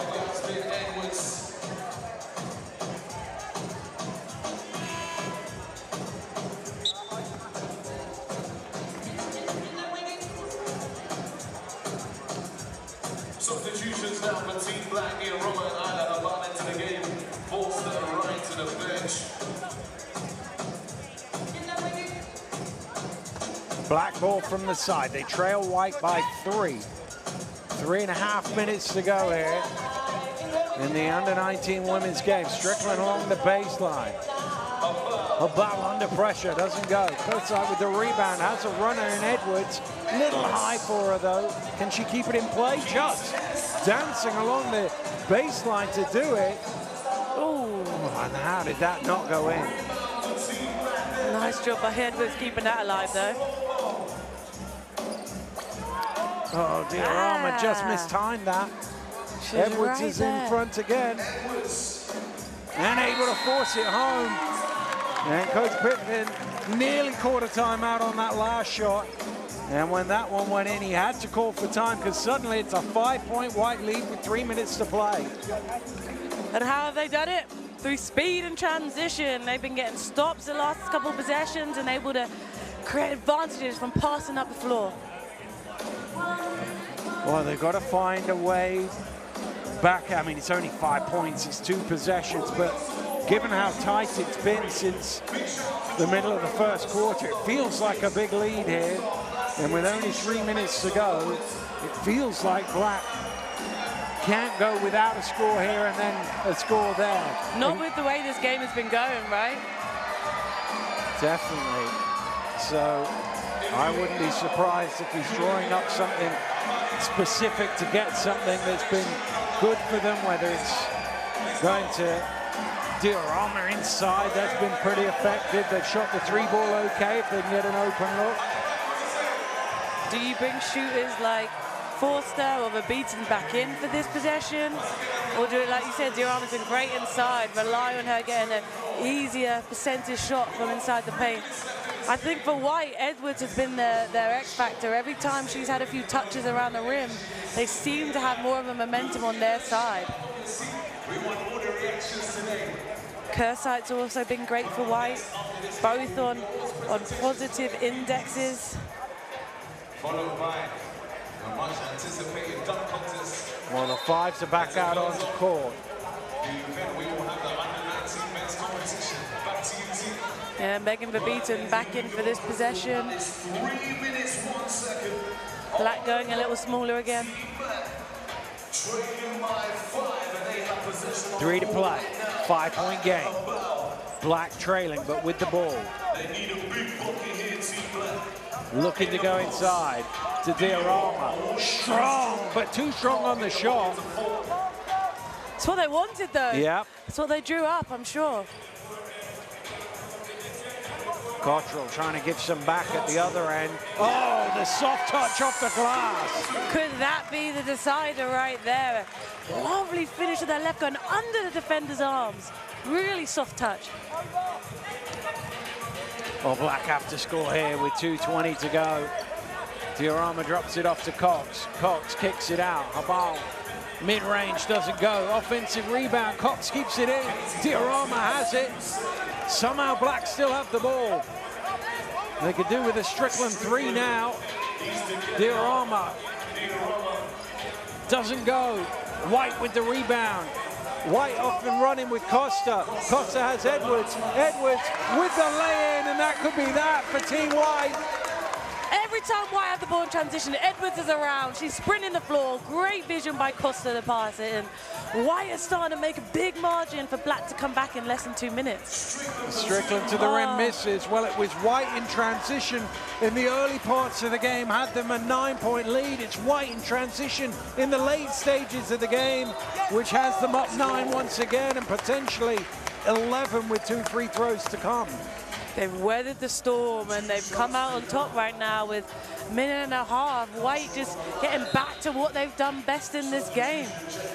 Love seeing a post player run the floor in that possession.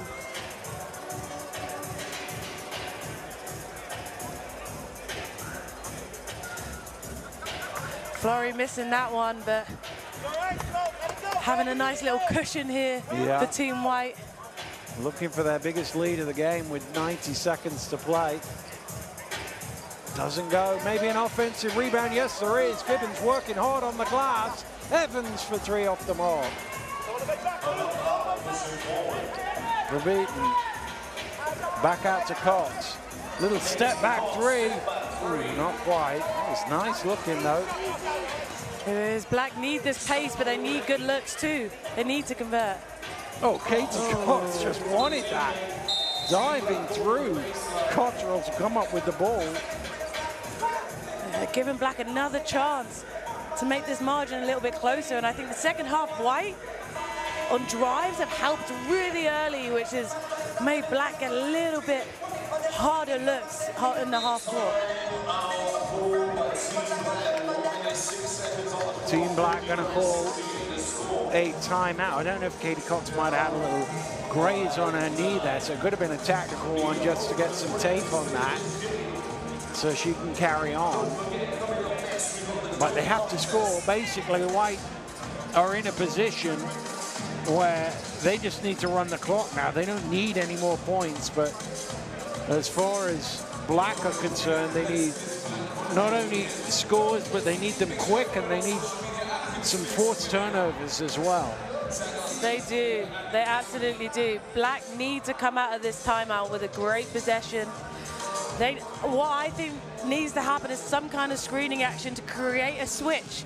And either you're going to force a ball inside with Diorama, who's been great, or do you get a switch with a bigger player on a guard who can then get by them or shoot over them because they're worried about the blow-by. So it'll be interesting to see what Coach Pickens draws up right now. Well, they're in the sort of scenario where a 3 would be really helpful if they could find some way of getting one of their shooters. They've had a lot of good 3-point looks. They've made a number of 3s this year, this game. Can they find one here?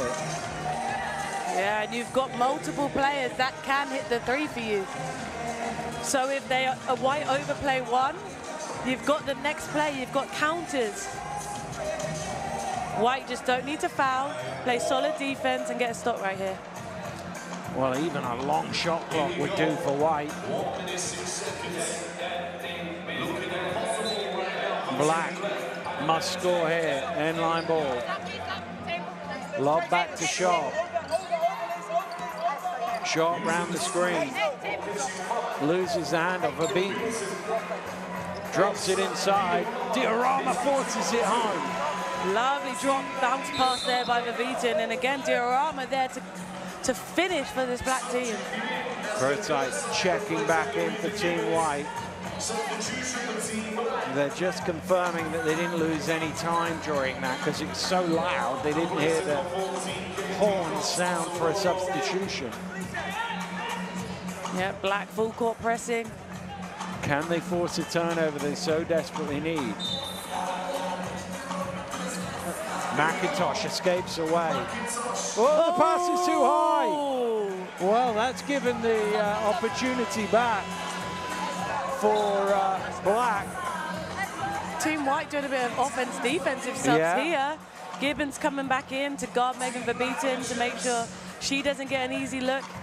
Longer defender right there, and White just needed to slow down.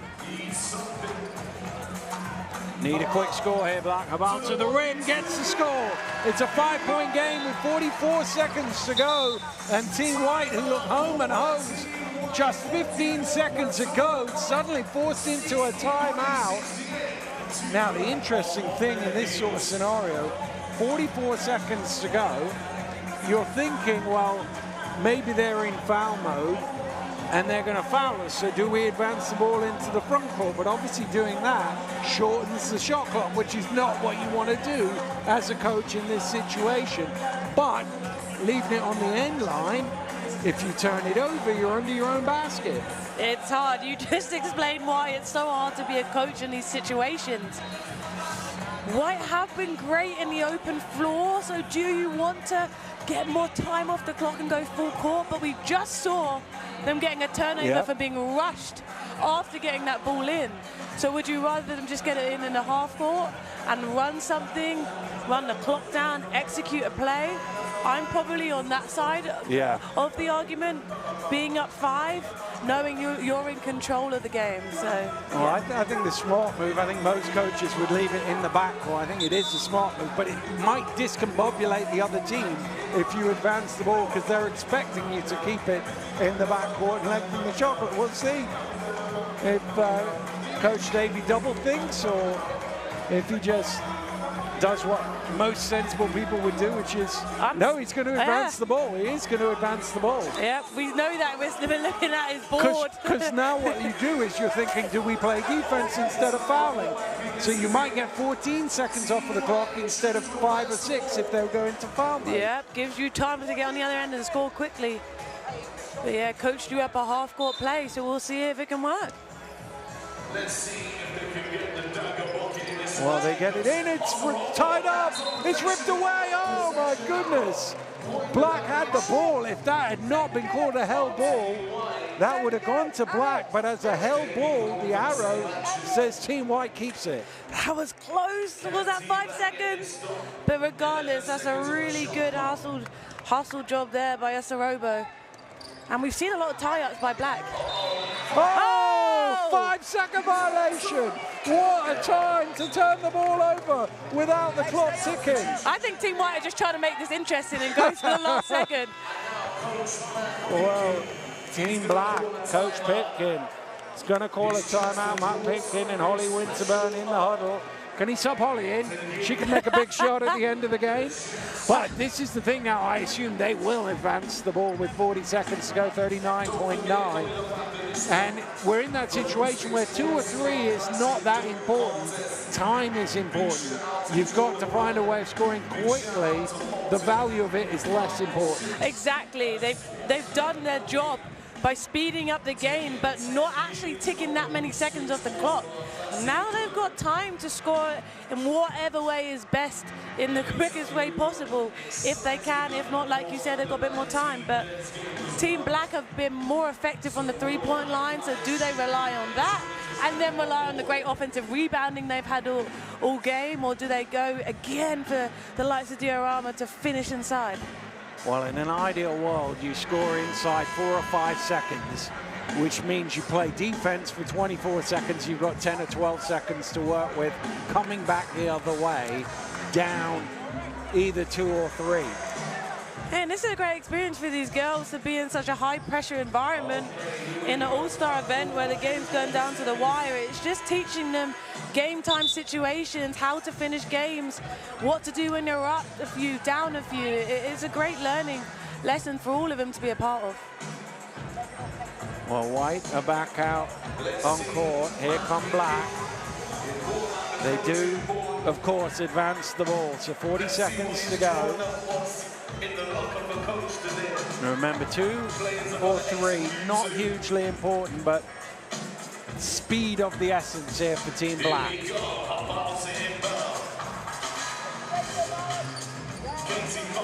Cox is stuck in the corner there, gets away, kicks, Verbeeten long, 2 toes on the line, it doesn't go, ball is loose, Sharp has it, Sharp trying to pull it away and it will stay with Black on the possession arrow.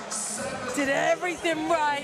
Katie Cox, great drive, finding the hot hand of Megan Verbeeten, who maybe was a bit too close with it hitting the back rim. You said foot on the line, unable to convert, but have another chance. They've got to find a way of scoring here, Black.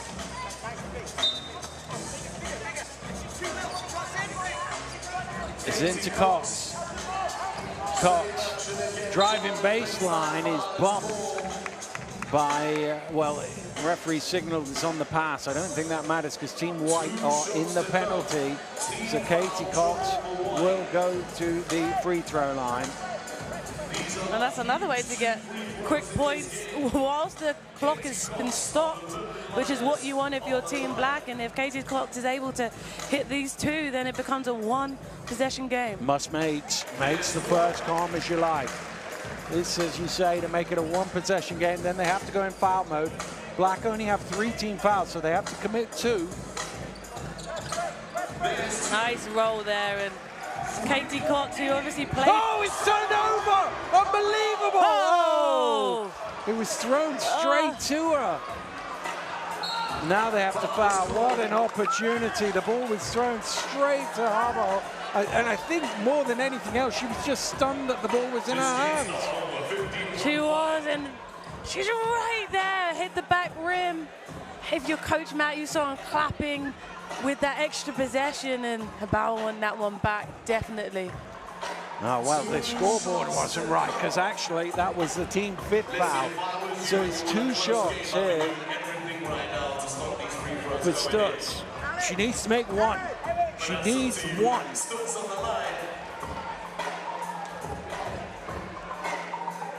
Oh, banks it in. They don't draw pictures on the scoreboard. That is good. She's making sure that's going in.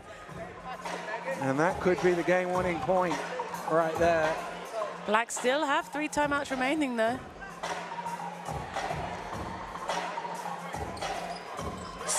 Makes them both. I love her ability to step up and knock them down in a big-time moment. It's got to be quick.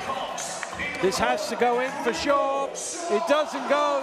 White forcing down. Sharp has it. Powell with the foul. But it probably doesn't matter with 3.7. Might have lost a tick or 2. They might put a tick or 2 back on.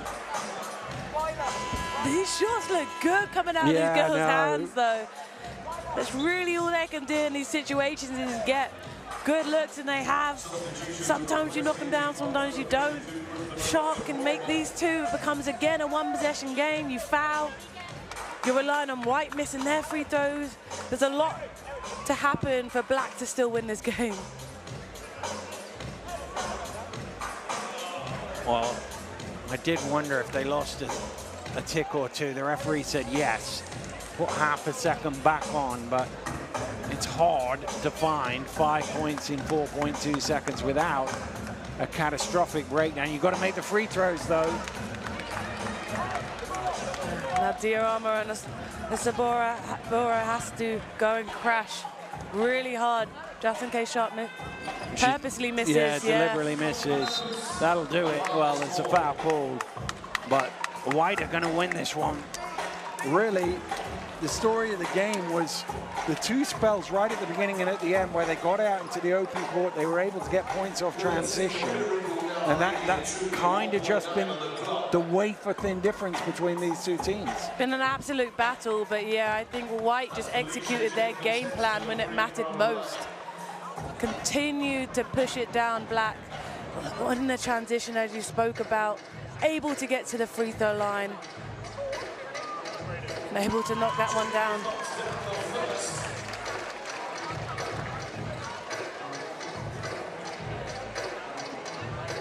Jacobs has some really good moments, one-on-one, back to the basket moves, found ways to finish. Well, that will do it. The buzzer sound, and White run on the court to celebrate because they have won this game by 72 points to 65 here at the Hoopsfix All-Star Classic 2024. What a sensational game, though. 2 great teams going toe-to-toe. An absolute showcase of what these female athletes can do at the highest level. Everyone stepped up and did their part. Played great. I love the intensity. I don't care if it's an all-star game. It's better when everyone's playing hard, and it just shows what happens when you put some of the best players in the country together.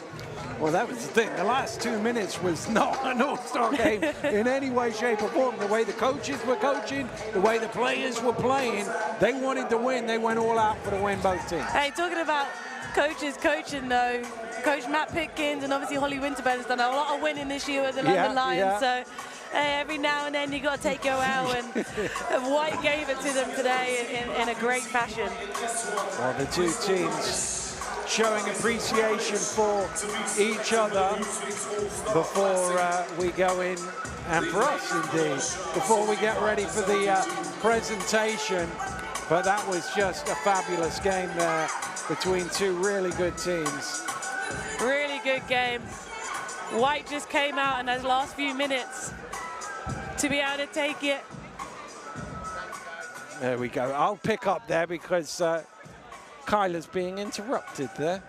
Shall I switch you back on? There you go. You got a little hug at the end. I had to. It's all about these kids, right? Yeah. Megan's a great kid that I get to work with every day, and one of those kids that has quite a lot of those high anxiety moments, right? A lot of them do. I grew up same way. You get worried in these big moments, you want to show out. So it's just been great seeing these girls just show their best in front of an all pretty much sold out Crystal Palace in year 10. Well, we've been saying we're not quite sure where they're going to go with the MVP. She's certainly had a heck of a game, and I'm sure would be in the conversation. But the two teams are out there now, lining up. We can't see them anymore. There are so many photographers ready, and we will get to find out who the MVP is. So we'll listen out to hear.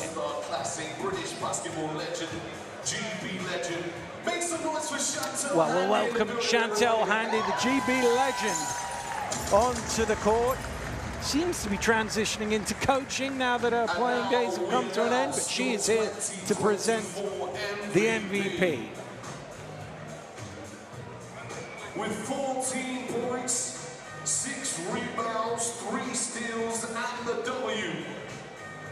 The number 5 from Team White, from Ipswich Basketball Club, Yasmin. Well, that was, I mean, you could tell as Yasmin Edwards' stats were all read out, they all looked and went, who's that? And then number 5, who's number 5? Oh, it's me.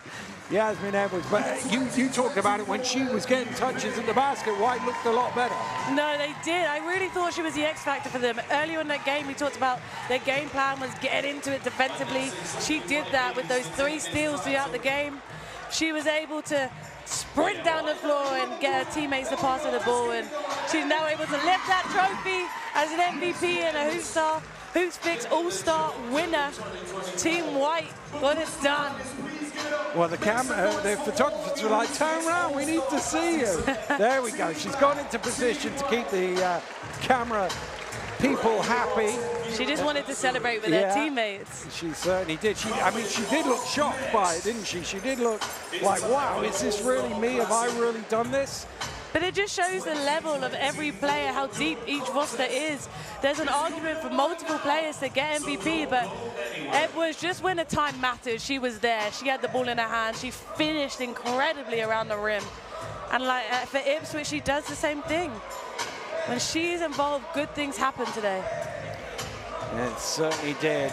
And a really excellent game of basketball. And, well, plenty of names out there that I think we'll be watching for the next 10, 15 years. There's some really great talent on show. Oh, I agree, and that's what we've seen throughout the last 10 years of this event is future professionals, future players that consistently put a GB senior jersey on.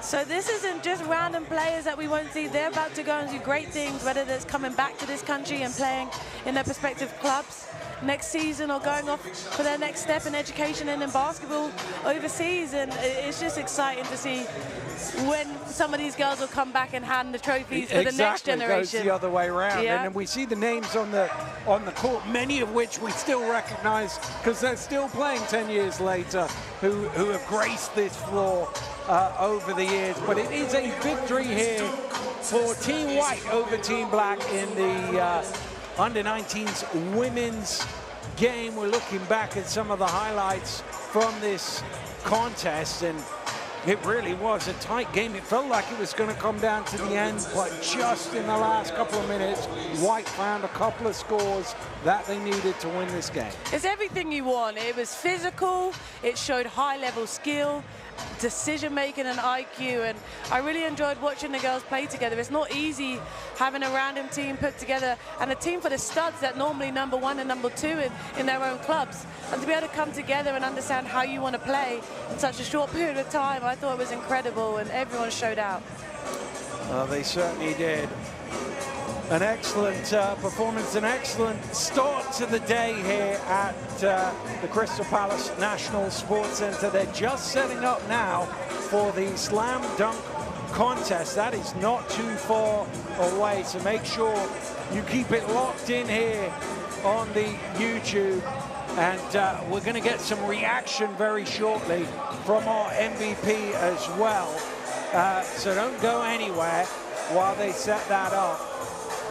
Really an excellent game from her and from her team. I wouldn't be surprised if she said talked about the rest of her team. Let's see if we can hear that interview now. Stan is with our MVP.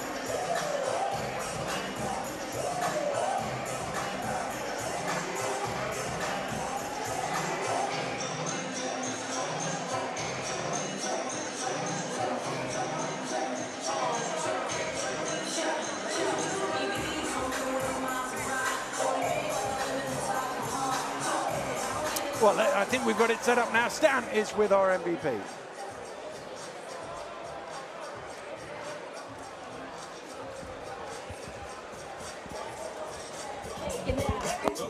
Check. Okay, so we're here with the official Hoopsfix All-Star Classic 2024 MVP for the Under-19 women's game. Yasmin Edwards, how you feeling, man? Feeling so great right now. This is the best feeling ever. When you woke up this morning, did you think you were going to be the Hoopsfix MVP? No, this is my first time ever playing. I never even thought I'd be selected, let alone the MVP. We finished with 14.6 rebounds, 3 steals. Tell us about your performance. How do you think you got to those numbers today? I think it was a lot of fast breaks, catching the ball when it's ahead, all that kind of stuff that got me here. I mean, you've had a great few seasons at Ipswich, IBA. Tell us how important it's been at that academy, been important to you and your next steps in your journey. I think the reason why I'm moving on, like the coaches there, my teammates, everybody's been a great support for the past moments over the years. Can you give us a bit more information about where you will be committing to next season? Eastern Arizona College. The competition is what do you think you're going to be bringing to that college, and what can we expect to see from you in your next stage of your journey? I hope to just be able to keep up with the pace. They're a very fast-playing team, but they did very well this season. I hope we keep it up. Yasmin, congratulations once again for being a part of this event, but most importantly, congratulations to you on your next steps in your career. We'll be looking forward to seeing you do great things. Thank you very much, Yasmin, and congrats again. Thank you very much. Thank you very much to Stan, and congratulations once again to Yasmin, our MVP. And we are just looking back over some of the highlights here of the women's under-19 game, and we're almost set to go for the slam dunk contest. Well, I think we're going to go straight into it. No rest for the wicked up here. We're going straight into the slam dunk contest as the players have made their way out onto court. Please give it up, make some noise. I'm surprised you didn't get roped into the judging, Kyla. Well, I am surprised too, to be honest. I've shown my athleticism multiple times, get up by the rim. No, it would have been, it's fun. But I think they've got a great set of judges there, including Holly Winterburn, representing for the females. Well, we will be right back with that in just a moment. Our next contestant is the